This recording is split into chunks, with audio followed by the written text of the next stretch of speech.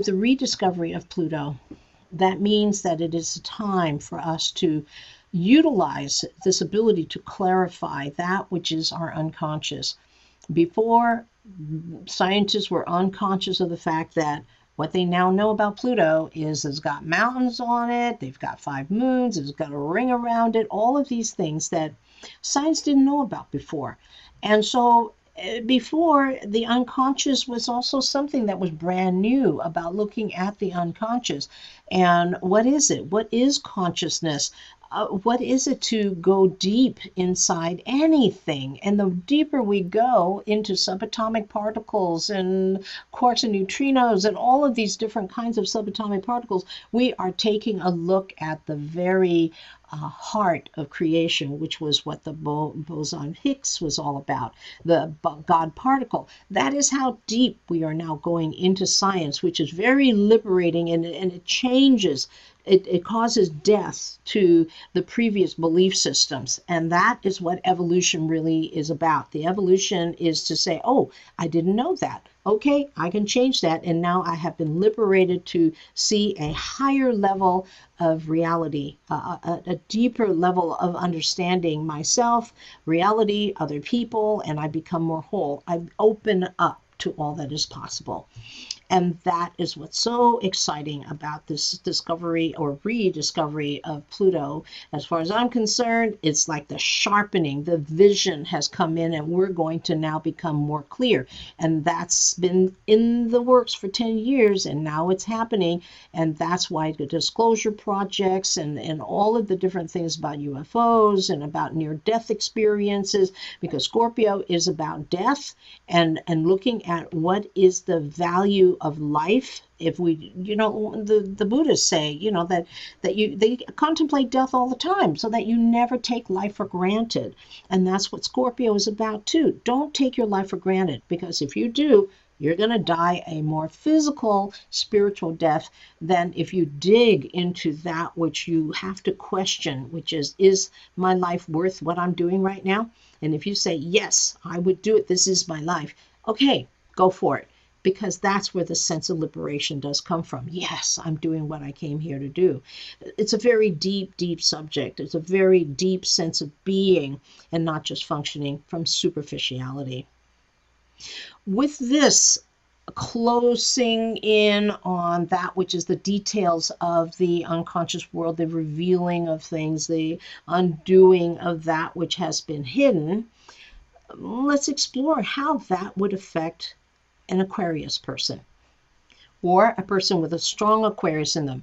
Aquarius, moon, sun, rising.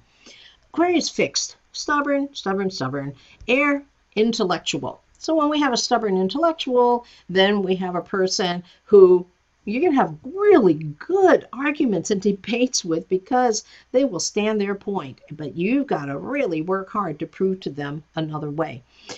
With Aquarius, they are very objective. That is their way. They just see it for what it is, and they are just willing to just go, okay, well, let me see what's going on here. It's interesting how they are also the sign of the humanitarian. They represent all people, no matter what size, what age, what culture, because the age of Aquarius is about being able to see clearly that we are all one. Aquarius is also about science. Science is very liberating. Uranus is the planet that belongs to Aquarius. Uranus is electrical. It's shocking. It's scientific.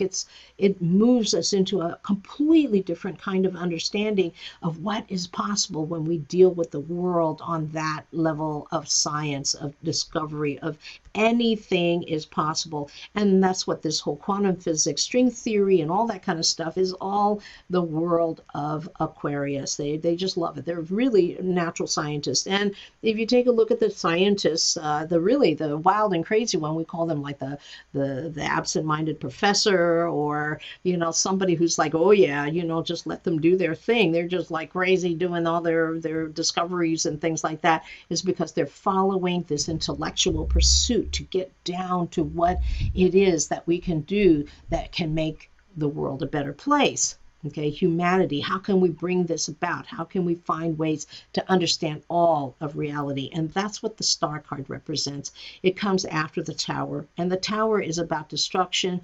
Well, once it's destroyed, this is what's left over, and that's what the star represents. It's a time of saying, yeah, I see it. I see the truth now. This is all that I have left.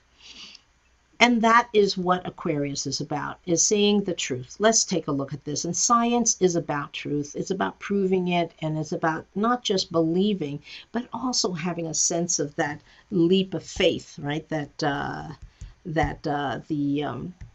Fool represents. And as humanity is, as humans are, we love to take leaps of faith. That's why we keep evolving into something new and different, and better ways of growing crops, and better ways of trimming a tree, and better ways to raise children, and better any way that we can do something that is going to make things better.